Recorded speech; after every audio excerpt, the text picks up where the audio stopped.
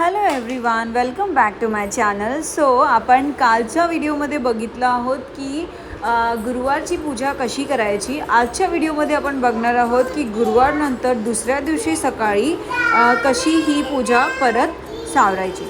So सगळ्यात प्रथम आपण आंघोळ वगैरे करून घर परत स्वच्छ करून देवीची पूजा करून घेऊ, बत्ती लावून घेऊ, अगरबत्ती आणि दिवा लावून घेऊ आणि मग त्यानंतर सगळ्यात आधी सगळी फुलं काढूयात आणि फुलं काढल्यानंतर मग आपण हळूहळू जे देवता ठेवलेले आहेत ते सगळे उचलू आणि जे नैवेद्य ठेवलं आहे ते सगळं नैवेद्य आपल्याला घरी म्हणजे आपल्याला वाटून खायचं आहे, आपल्या मुलांना द्यायचं आहे, घरात जे माणसं आहेत सगळ्यांना द्यायचं आहे. जी फळं ठेवली आहे ती पण वॉश करून चांगली म्हणजे कट करून आणि मग सगळ्यांना वाटायचं आहे आणि असा प्रसाद बनवून आपल्याला खायचा आहे. अशा प्रकारे नैवेद्य जो ठेवला होता साखर, ती मीराने आधी साखर खाल्ली आणि मग त्यानंतर बाकीचे जे फुलं वगैरे होते ते मी आवरून घेतलं आहे.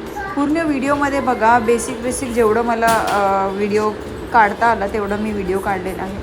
याच्यामध्ये पण जर काही म्हणजे तुम्हाला असं आढळल्यास की तुमच्या इथे काही वेगळं करतात तर तुम्ही प्लीज मला कमेंट बॉक्समध्ये नक्कीच सांगा की अजून त्याच्यामध्ये काय करायला पाहिजे होतं आणि म्हणजे काही मी चुकीचं केलं असेल तर तेही तुम्ही कमेंट बॉक्समध्ये मला करू शकता. किंवा तुम्हाला काही क्वेश्चन असेल की याच्या आधी काय करायचं होतं, याच्यानंतर काय करायचं होतं, किंवा तुम्हाला समजत नसेल, किंवा खूप सारे जण असे आहेत की जे नवीन म्हणजे हे पहिल्यांदा उपवास करत आहेत तर त्यांना खूप सारे कन्फ्युजन आहेत की कसं करायचं वगैरे असं. तर तुम्ही मला विचारू शकता डायरेक्टली कमेंट बॉक्समध्ये कमेंट करून किंवा DM सुद्धा करू शकतात. कारण की जे नवीन करतात त्यांना खूप सारे असे क्वेश्चन्स असतात की काय करायला पाहिजे. सगळ्यांच्या इथे वेगवेगळी प्रथा असते, वेगवेगळे रूल्स असतात की म्हणजे ह्या गोष्टीचं काय करायला पाहिजे. आता किती जणं जे आहेत ते ह्या पाण्यालासुद्धा म्हणजे नदीत टाकून देतात किंवा वडाच्या झाडाच्या येते, पिंपळाच्या झाडाच्या येते, अशी काही जणांचे रूल्स असतात की ह्याच फिक्स ठिकाणी टाकायचे असतात. पण असं म्हणजे मला तरी असं वाटतं की असं काही नसतं. हे जे पाणी आहे जे नैवेद्यासाठी दिलेलं होतं ते आपण तुळशीमध्ये टाकून पण ते पाणीचं विसर्जन करू शकतो. त्यानंतर मग फक्त कळसामध्ये जे पाणी आहे ते पण आपण तुळशीमध्ये टाकू शकतो. आणि सर्वात प्रथम म्हणजे जे नारळाची जी ओटी भरलेली ते आपण वेगळी ठेवायची आहे, बिकॉज आपल्याला पुन्हा पुढच्या गुरुवारी सेम साहित्य लागणार आहे. आणि त्यानंतर मग वेगळी ओटी वेगळं परत एक कपडा जो बांधून ठेवायचा, जो कळसाचा नारळ, कळसाचे तांदूळ ते एकत्र आपल्याला बांधून ठेवायचं आहे. आणि ह्या दोन गोष्टी माझ्या सासूने मला सांगितल्या तर त्याप्रमाणे मी तसंच करत आहे. असं बघायला गेलं तर आमच्या इथेही जी मार्गशीर्षची जी पूजा असते ती सेम केली जाते आणि म्हणजे बाकीच्या गोष्टीसुद्धा खूप साऱ्या सिमिलरच गोष्टी असतात. देवीचं असं काही नसतं की ह्या गोष्टी तुमच्याकडून चुकल्यात की त्या गोष्टी. देवी देवता कोणतेही देव असं नाही म्हणा. तुम्ही मनाभावाने किती इच्छेने तुम्ही पूजा करताय, तुमच्या त्याच्यामध्ये काय चुकीचं आहे हे देव कधीही बघत नाही. फक्त एवढंच बघतं की किती चांगलं आणि किती निर्मळ मनाने तुम्ही ही पूजा करत आहे आणि तुम्ही किती खटपट केली आहे पूजा करण्यासाठी, कुणाकुणाकडून माहिती काढली आहे आणि त्यानंतर तुम्ही तुमच्या विचाराने काय केलं आहे. तुमच्या नवीन काळाच्या हिशोबाने तुम्ही काय काय गोष्टी ॲड करत आहेत पूजामध्ये, हे सगळं देव आधी बघतं की तुम्ही किती एफर्ट्स घेतलेले आहेत. त्याच्यामुळे तुम्ही कधीही असं मानू नका की माझ्याकडून काही चूक झाली असेल तर देव मला म्हणजे माफ करणार नाही किंवा याच्या म्हणजे याच्या अपोजिट माझ्यासोबत काहीतरी चुकीचं होणार, असं काहीही नसतं. तुम्ही देवाची मनाभावाने पूजा जर केली तर ते सगळं चांगलंच होतं कधीही. सो कंटिन्यू पाहत राहा व्हिडिओमध्ये मी काय काय केलेलं आहे.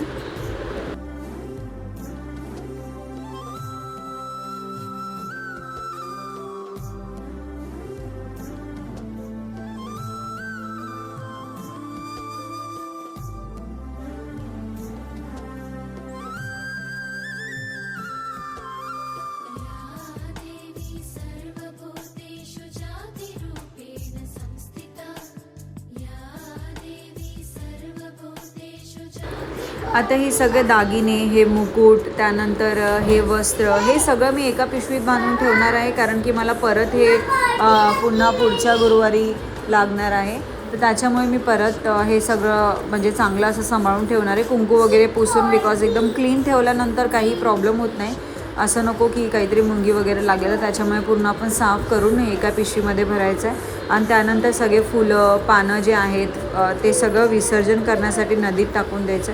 कळस उठवताना 5 वेळा हलवायचं आहे कळस तिथून जागेवरच, त्याच्यानंतरच कळस उतरवायचा आहे असं माझ्या सासूने मला सांगितलं. आणि अशा मी पुस्तकातसुद्धा वाचलेलं आहे. तर त्या हिशोबाने जसं जसं पुस्तकामध्ये लिहिलं तशा तशा हिशोबानेच आपण पूजा केलेली आहे. सो त्याच्यामुळे हे सगळं म्हणजे वेगळं करून सगळं वेगवेगळं ठेवायचं आहे. ओटीचं सामान वेगळा, कळसाचं सामान वेगळा, मुकुट आणि जे तयारी केलेली देवीला त्याचं सामान वेगळं, आणि त्यानंतर फुलं आणि जे पानं वगैरे होते त्याचं विसर्जन करायचं आहे.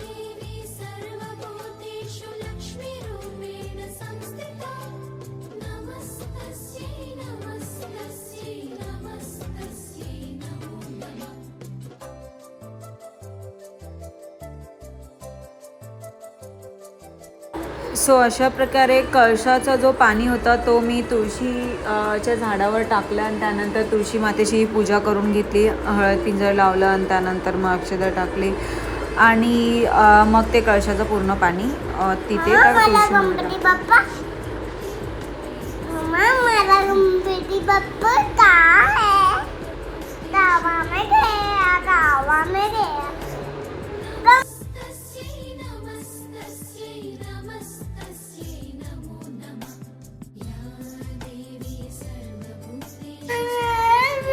क्या हुआ क्या हुआ क्या हुआ? मेरे बच्चे क्यों लो रहे? बताओ क्या हुआ, बताओ मेरे छोटू को क्या हुआ?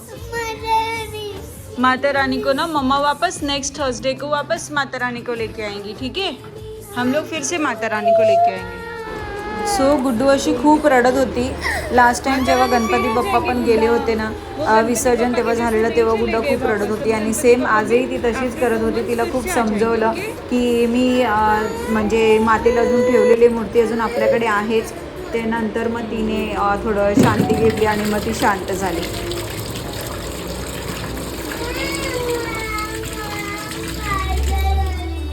ये लो, देखो माता रानी का एप्पल है ना, खाओ. हाँ बेटू खा लो, आप ये एप्पल खाओ. आ जाएगी बेटू माता रानी वापस से. अगले हफ्ते मम्मा फिर से माता रानी को लेके आएगी. ओके, अब सबको बोलो बाय बाय.